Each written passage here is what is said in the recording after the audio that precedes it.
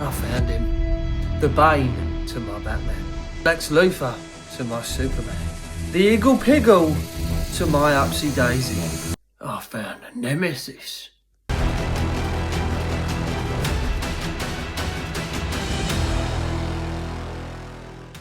Now, I mean, if you wouldn't mind telling me who the you are, apart from someone who feeds people to pigs, of course.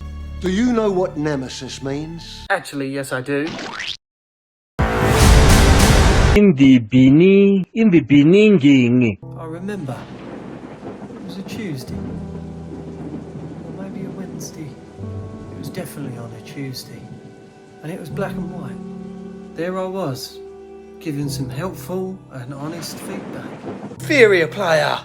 What absolute toilet! And then, like a shot in the dark, I was hit with it. It came at me so fast I couldn't even see it. Couldn't even react.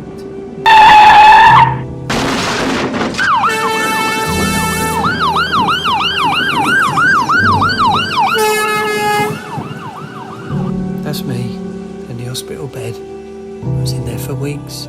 You'd be surprised the damage a virtual comment can do. After waking up in that hospital bed, I couldn't help but blame him for everything.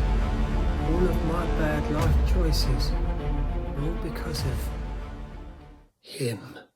When I got fired as a trolley dodger in Asda, him. The supervisor at McDonald's telling me I'm too underqualified to operate the deep fat fryer. Him. Pissing myself at the school disco, then shin kicking little Sally because she laughed. Him. My son. Missing the toilet and pooing on the bathroom floor. Him. I couldn't take it anymore.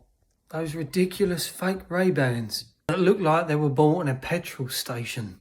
You know the ones. You try them on and that bit of tassel keeps getting in the poxy way. And the fact that he has a perm in 2023. Whoa! It makes my blood boil. Couple that with the fact that he wishes he slipped and Leon Edwards fell into bed. Maybe it's the fact that I'm jealous. Or it could be that all I see and hear in his videos are Leon Edwards, needlessly dramatic words, and clips of other content creators used in a bad way in the hopes that he can put across the point that he's the only one who knows what he's talking about.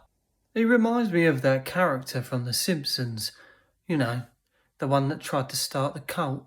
Throw open the doors of the Forbidden Barn, where we will all board our intergalactic vehicle. Rows 1 through 30 first. Now I think it's fairly obvious that most of this video was in fact a joke. A creative way to take the mickey out of someone who's actually doing really well. The other side of this video was to point out the fact that even though a lot of what he says in his videos makes sense and is correct, but is it really necessary to play the bad guy character?